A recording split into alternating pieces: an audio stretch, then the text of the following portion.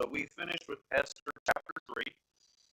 And what is the theme that we're trying to keep in mind as we go through the book of Esther? What is it that I ask that we pay special attention to as we're reading through?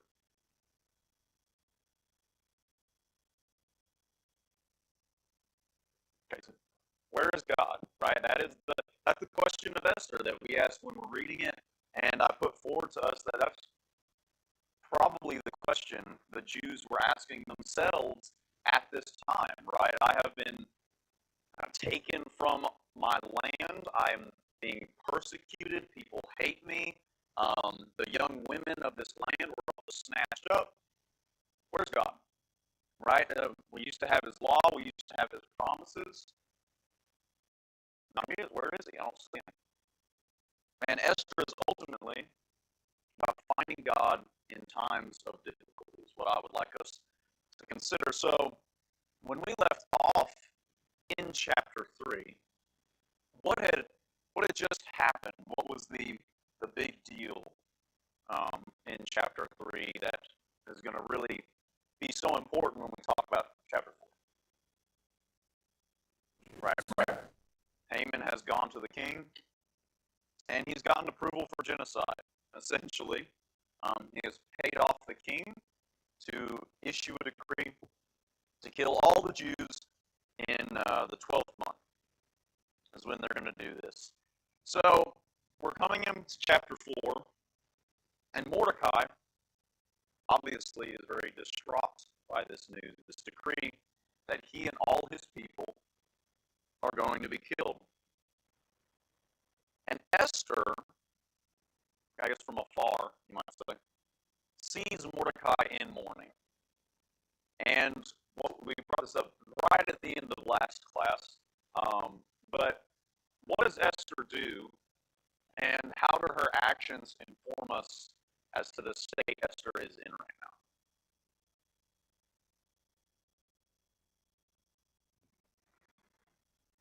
Someone out to talk to him. She doesn't know about the decree. Right. So she sends him clothes. Right. She's like, "Oh, cheer up. It's okay. I don't know what's happening, but it'll be okay." And then he doesn't put on the clothes, and so she sends out one of the court eunuchs to talk to him. What's going on? Why are you so sad? So possibly the one singular Jew in the entire land who is ignorant of this decree is Queen Esther. Additionally, what we see when she's communicating with Mordecai, is that she has not been called into the king in 30 days. We brought up a little bit that, Esther's state throughout this story is really a state of abuse. It's a state of great sorrow.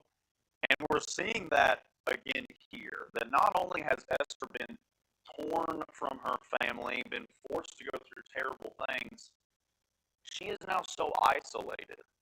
She does not hear of a kingdom-wide decree to kill her own people. She has not seen the king who ripped her from her family, who has done terrible things to her in 30 days. And now she hears, by the way, all the Jews are going to be killed. They're all going to be murdered. And chapter 4 is really where, I believe, in the book of Esther, we really begin to see the providence of God, specifically through the character of Mordecai. And when he's communicating to Esther, there's a couple things I want us to pay attention to. We're going to read a little bit here.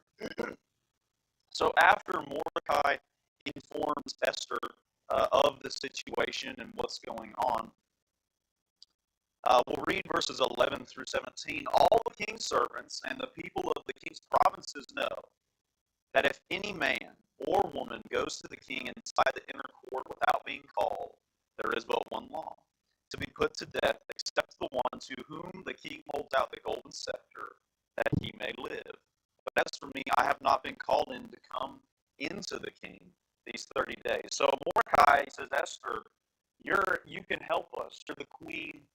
You need to go before the king and petition, are you for us? And Esther says that's not allowed. That's illegal. I could die. And I really want us to pay attention to Mordecai's reply, picking up again in verse 12. And they told Mordecai what Esther had said. Then Mordecai told them to reply to Esther, do not think to yourself that in the king's palace you will escape any more than all the other Jews. For if you keep silence at this time, relief and deliverance will rise for the Jews from another place. But you and your father's house will perish. And who knows whether you have not come to the kingdom for a time such as this. Then Esther told them to reply to Mordecai, go, gather all the Jews to be found in Susa and hold a fast on my behalf. Do not eat or drink for 3 days, night or day. I and my young women will also fast as you do. Then I will go to the king, though it is against the law, and if I perish, I perish. Mordecai then went away and did everything as Esther had ordered him. There is a lot to dissect and that we could bring lessons from in this short conversation here. But I really love Mordecai's response to Esther. Because Esther is understandably afraid, right? You think of the position she's in, the things she's gone through. And now, Mordecai is saying, you're going to need to risk your life. The one thing that Esther has left is her life. And Mordecai is saying you need to put it on the line. You need to go before the king. And what's really important about this specifically is, if you haven't noticed up until now, this is the first choice Esther gets to make throughout the entire story. Up until this point, Esther has had no say in her circumstance. Everything has been told to her, it has been done to her, it has been forced upon her, and now finally she's presented with a choice. Put your life on the line to possibly save your people, or die. And Mordecai's faith is really what I think comes out so much in this chapter. He knows, right, that deliverance will come. Mordecai has faith of some sort to some extent to understand that the Jews will be saved by one hand or another. But if you want to save yourself and your family, you want to protect us right now, you need to act. That's an important lesson for us today that I want us to spend a little time on. Because something we spoke about a little bit is Esther can, in many ways, be a very realistic book for us. Because where is God is a question many, many people ask today. Due to their life circumstances, due to whatever happens to them, and the fact that, right, we live in a different period than the Old Testament and even the New Testament. We don't see the same things they see directly. And it's easy to ask ourselves sometimes, where is God? But it's important to know that God is going to do something for his people. He will save his people because he's promised that, and Mordecai understands that, but he also emphasizes and understands the importance of our action in that process. That you have to do something, Esther. You can't just sit by and wait for it to happen if you really want the will of God to take place and happen in the right way. Does anybody else have anything they want to bring up about their conversation about chapter 4 of Esther? All right. So, afterwards, Esther agrees to go in before the king. We start coming into chapter 5 now. And she wins the king's favor. All right, she goes before him. He extends the scepter. And he says, what is it, Queen Esther? What is your request? It shall be given to you, even the half of my kingdom. And what does Esther ask for?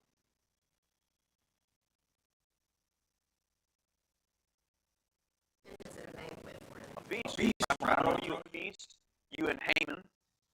And I just want you to come to it. Why does Esther ask for this? She just risked her life, right? She put everything on the line. And instead of saying, my king, my people are going to die. No, I want you to come to a feast. I'm going to make a banquet for you. Why should you do this? Remember? One of the things I was kind of thinking about is like if you're in her shoes, like you know the right thing to do, but there's also like such a high degree of fear as well with your life on the line in this matter. So I was kind of thinking like, okay, considering you know the previous person who had your job or title, whatever you want to call this, killed her doing a very similar thing that you're about to do. And then after Esther was appointed queen, the first thing that they did was have a feast in her name. So like this to me seems like all right, it's a safer option because if you're seen as rebellion against the king, like even like Mordecai's been built up with confidence, you know God will help you. Like you still that internal fear of I don't want to repeat what just happened, and this seems to be like a safer option is how I see it. Right. Well, there is definitely this element, I am sure, of fear, right? It's just immediately conscious. She hasn't seen the king in 30 days, right? And it's probably doesn't want to come out right out the gate swinging. But, I mean, if there's one thing we know about King Ahasuerus, he loves feasts, right? We're introduced to him because he's throwing a feast.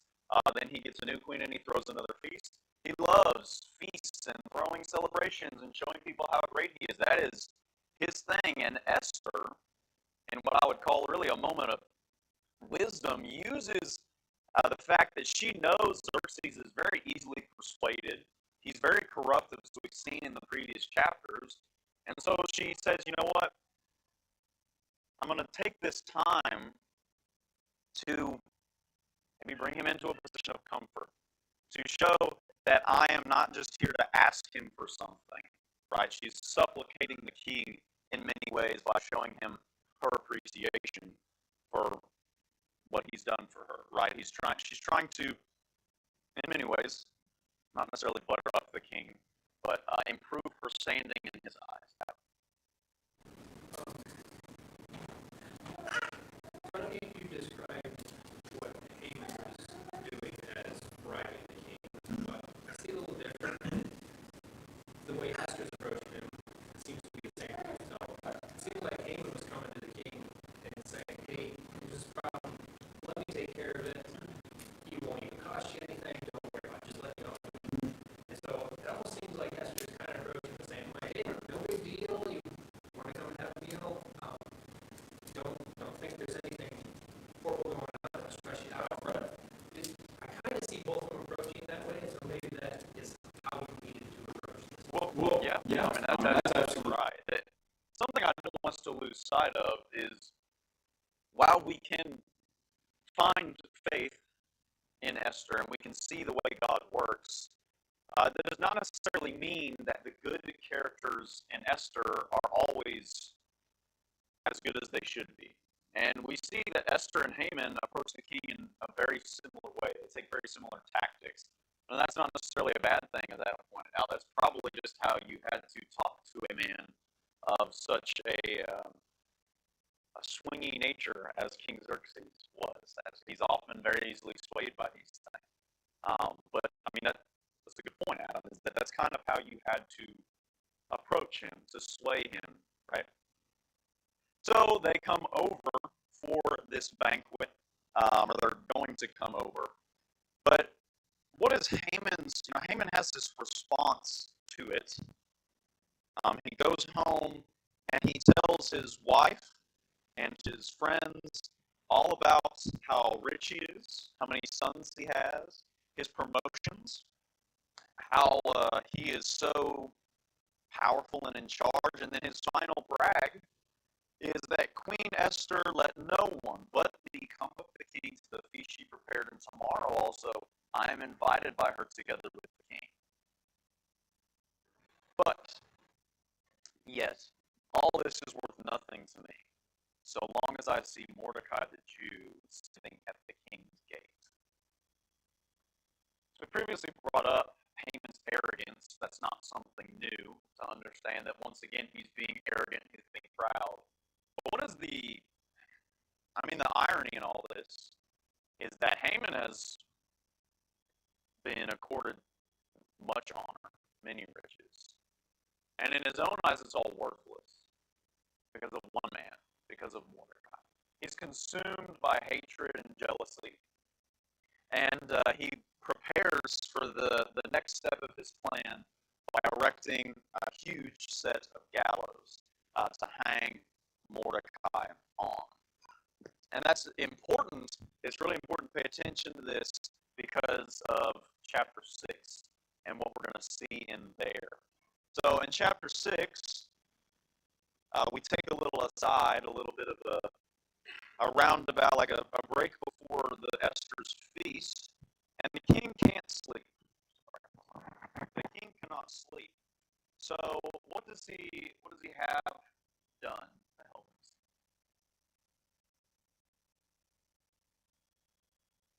him? Right. I'm tired. I need to go to sleep. Would you just read everything great that's been done in my kingdom to me? Just I'll fall asleep to the tales of great deeds. And what is brought up to him, what is read, but the fact that Mordecai foiled a plot against his life. We spoke about that earlier, how Mordecai essentially saves the king from an assassination attempt, and nothing is done. It's forgotten. It's, swept to the wayside. But now the king hears about it, and there's so much irony in all of the passages with Xerxes for me, because he's like, oh, I don't remember hearing about that. What's been done for Mordecai? Nothing. We didn't do anything. And the king naturally seeks to remedy this, and he calls upon whoever's in the court, and who should it be except for Haman? And so this is Abigail's, my wife's favorite portion of Esther. She's always bringing it up, and we laugh a lot about it. He brings Haman in, and he says, Haman, what would you do for the man the king delights in? And what is Haman's very first thought? That's me? Who would the king love more than myself? I mean, I am awesome, right?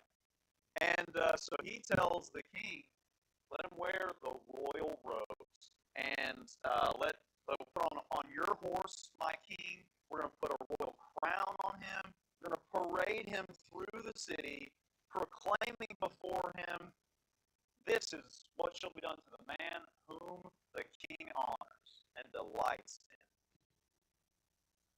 And the king says, awesome. Go find Mordecai and do it to him.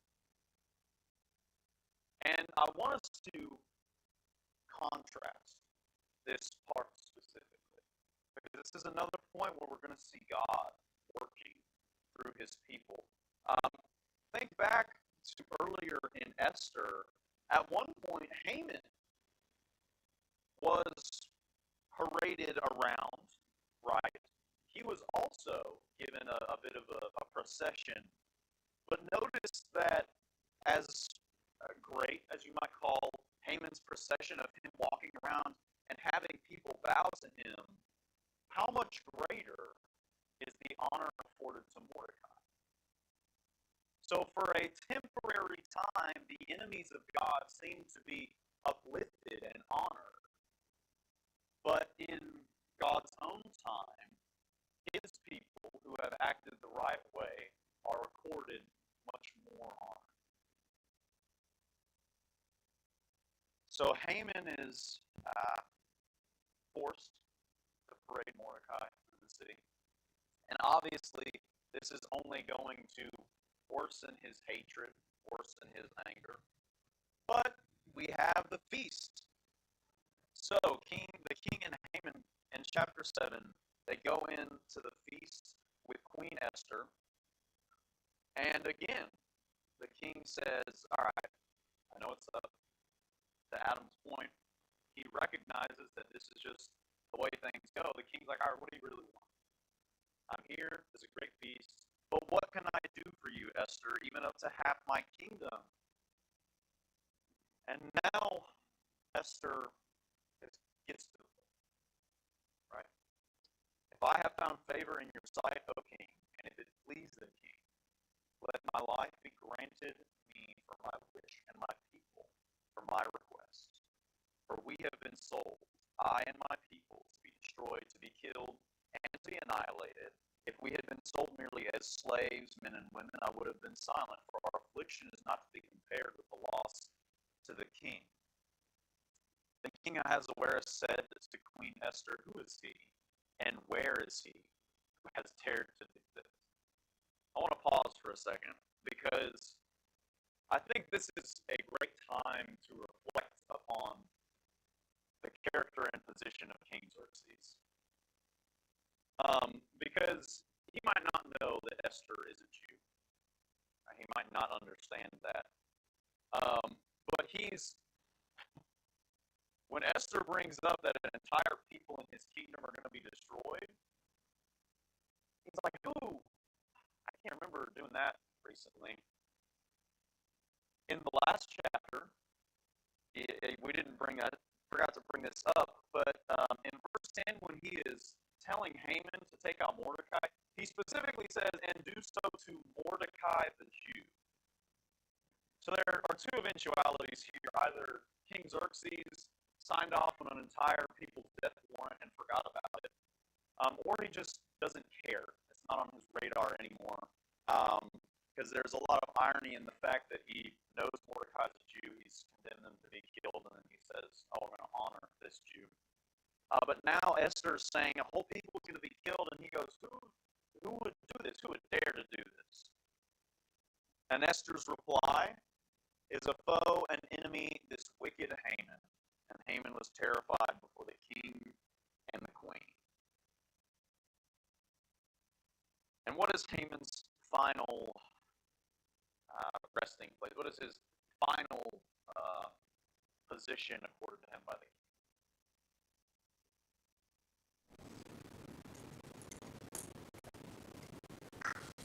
I know somebody's brothers in the chat. He gets hung on his own Yes, he gets hung on his own gallows, right? The king awards him one final decree, one final position, and it's to hang him on his own gallows that he had prepared for Mordecai. At this point, we see not only that God honors his people in his own time, but God will destroy his people's enemies in his own time as well. And as we move into chapter 8, unless there's something else somebody wants to bring up or ask a question about this. As we move into chapter 8, what we're going to see is that God will use the commands and the laws and accords of man to his own glory. So Haman has been killed, but what is still the problem? Decree. The king made a royal decree that the Jews would be killed on the 12th month. And once a royal decree has been made and his signet placed upon it, you can't just say, never mind. It's law. It's going to happen. Even the king cannot prevent his rash decision from taking effect. However, there is still salvation that will come. So what is the solution that is reached between Mordecai and Esther at this point? So Queen Esther, Haman is hanged on the gallows, and he brings in Mordecai because Esther reveals who he is to her. And they're trying to figure out how, what can we do now that this edict has been put in place? And what is the solution that they reach? The Jews are going to be able to defend themselves. And specifically, it says, the king allowed the Jews who were in every city to gather and defend their lives, to destroy, to kill, and to annihilate any armed force of any people or province that might attack them, children and women included, and to plunder their goods. If you remember back to the decree that Haman had the king make, right? Part of the decree is that, let's see, let me find the verse. 13. Yeah, letters, thank you. Letters were sent by couriers into all the king's provinces with instructions to destroy, to kill, and to annihilate all the Jews, young and old, women and children, in one day, the 13th day of the 12th month, which is the month of Adar, and to plunder their goods. So, essentially what they do is they say, all right, well, if everybody else is going to be allowed to kill and plunder the Jews, and let the Jews do the same thing. Now they can defend themselves. And as this edict is sent out, we hear a little bit about Mordecai at the end. That Mordecai goes out from the presence of the king in royal robes of blue and white, with a great golden crown and a robe of fine linen and purple. And the city of Susa shouted and rejoiced. The Jews had light and gladness and joy and honor. And in every province and in every city, wherever the king's command and his edict reached, there was gladness and joy among the Jews, a feast and a holiday. And many from the people of the country declared themselves Jews, for fear of the Jews had fallen on them. So I want to stop for a second here and reflect a little bit on where we have come in this relatively short span of time. So when we started, God's people were in a position where they were hated, they were abused. Many felt that they could not have salvation from any way. Through Esther, a woman of no stature, of no special class, who really, according to any realistic human metric, should never have been able to have any sort of effect on the kingdom. What position are the Jews in now, in this foreign nation? How are the Jews faring? What is their cultural position at this point?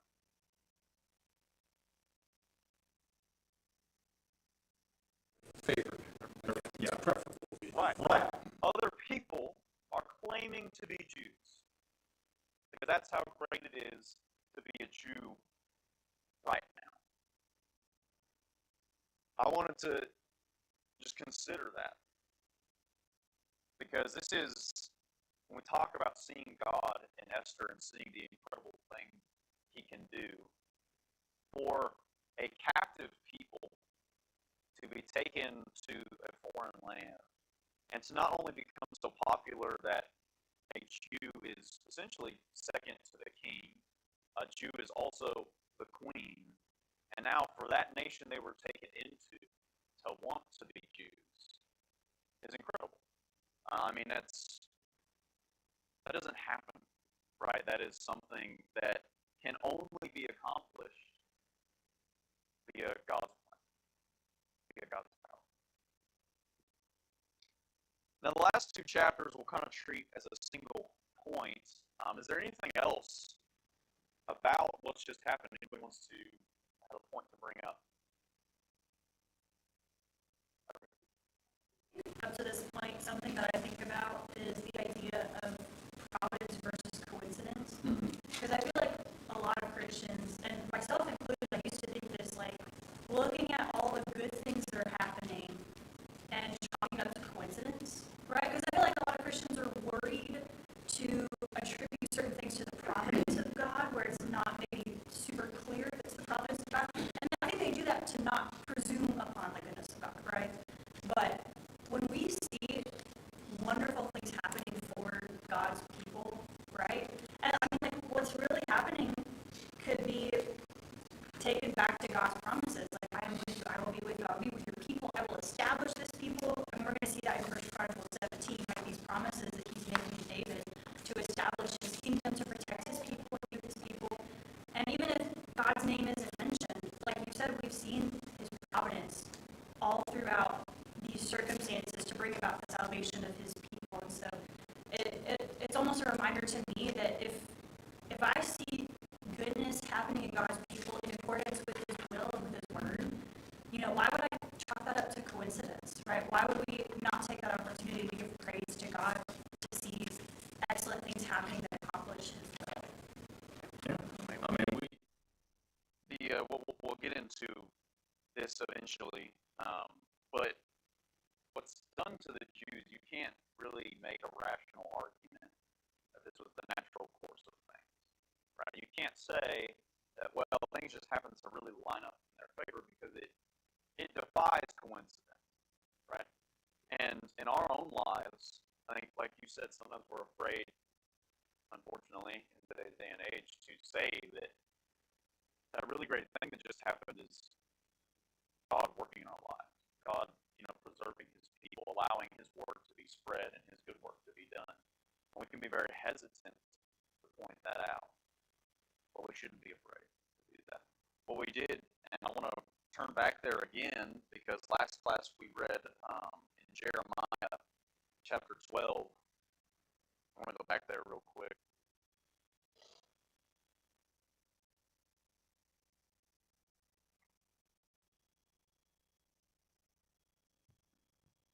Jeremiah chapter 12. Yeah, would somebody read verses 1 through 4 for me?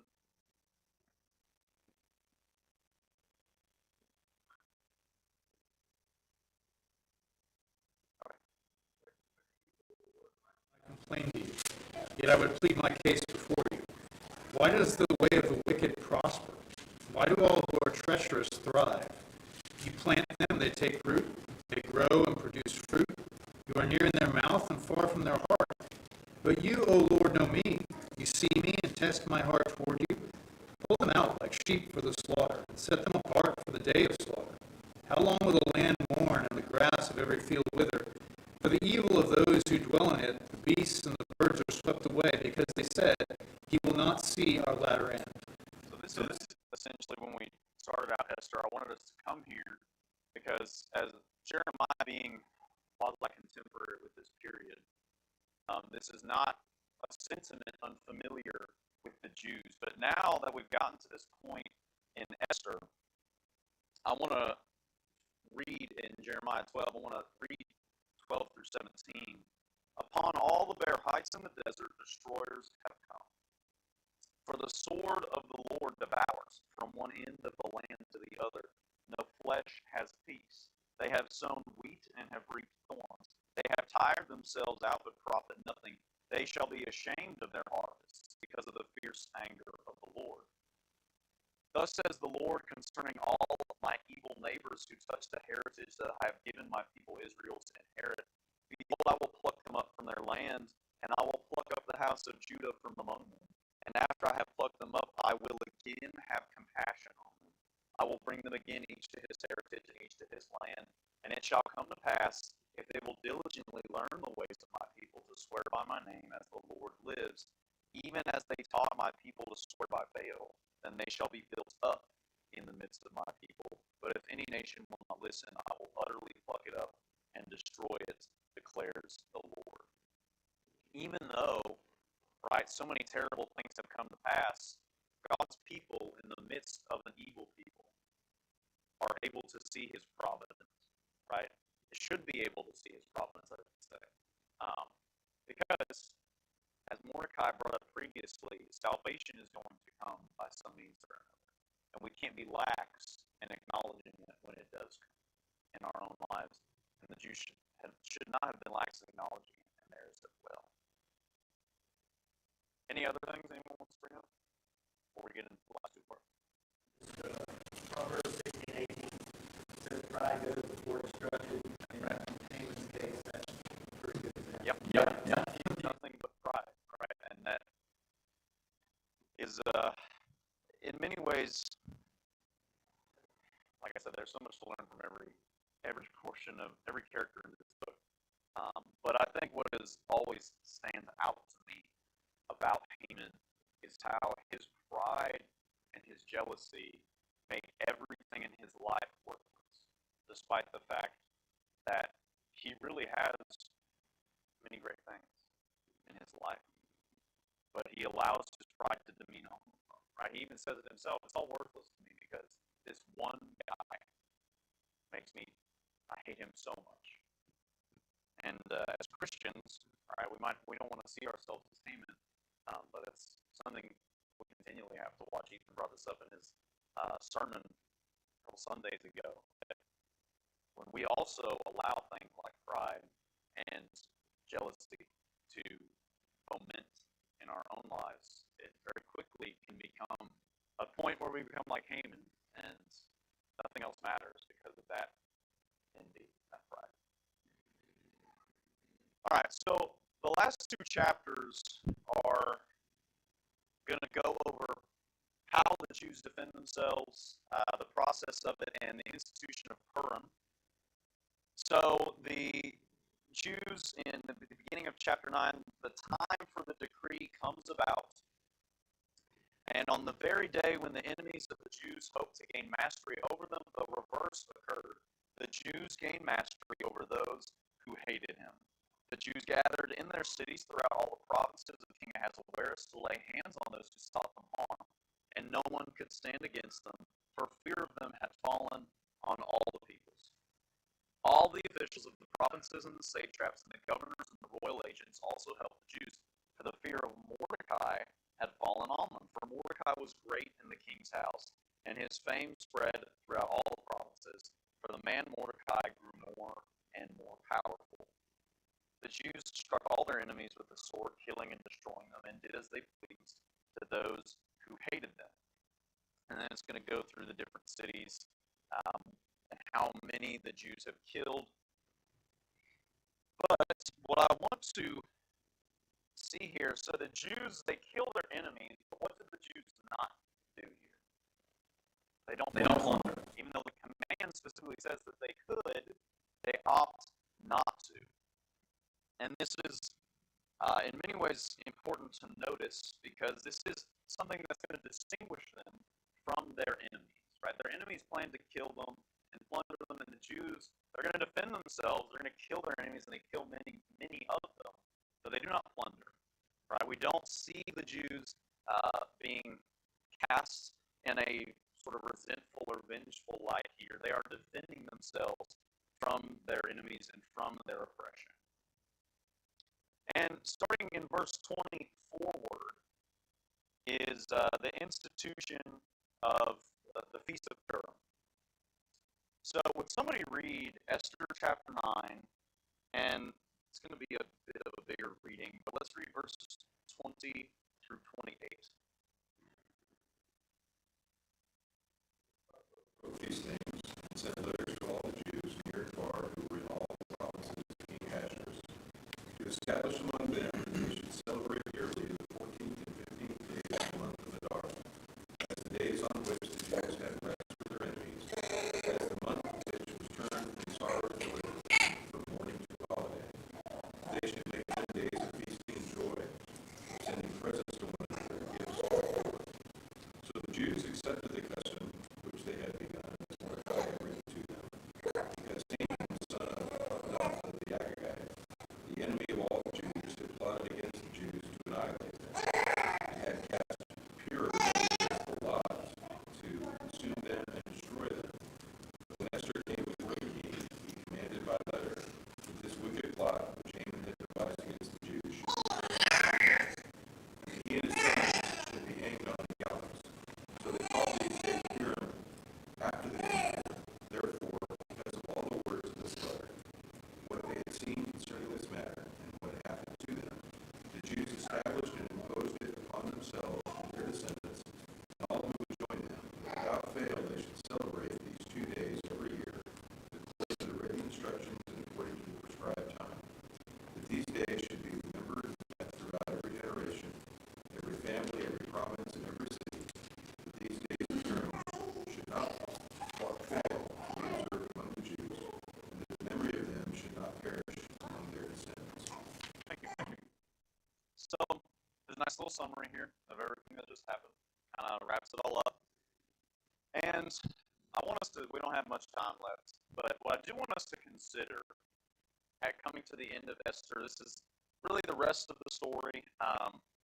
We're going to end up seeing that letters about this were spread all throughout the provinces. Every Jew was told that they should observe Purim now, as Mordecai, the Jew, and Queen Esther obligated them, as they had obligated themselves and their offspring.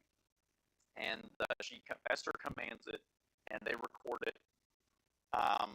And then we're going to finish up talking about how Mordecai was really second in rank to King Ahasuerus. He was great among the Jews. But when we've gone through Esther, what I've asked everybody to keep in mind is the idea about finding God in difficulty. And I truly believe when we look at Esther, we see God working. We see him providing, saving, and glorifying his people.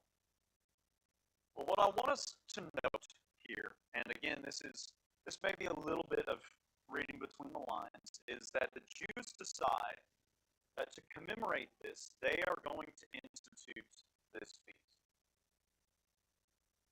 And like we pointed out at the beginning of Esther, the one thing that is not mentioned throughout the entirety of the book is God.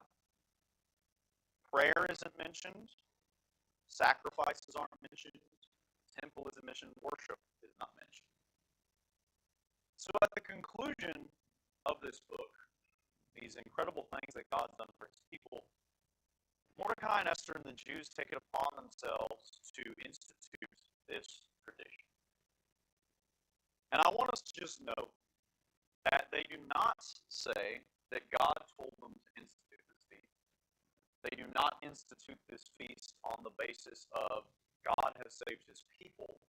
And they do not, as procedure for this feast, make worship and prayer part of it. Instead, it's a day of feasting and gladness for sending gifts of food to one another and gifts to the poor. And I want us to learn from this a little bit and take this into account. Because as we've already talked about, when we're going to go back to Ezra, we're going to go back to Nehemiah, and eventually as we finish out, we keep going on in the final book before the period of silence is Malachi. What do we see happen to the Jewish people really following Ezra chapter 6?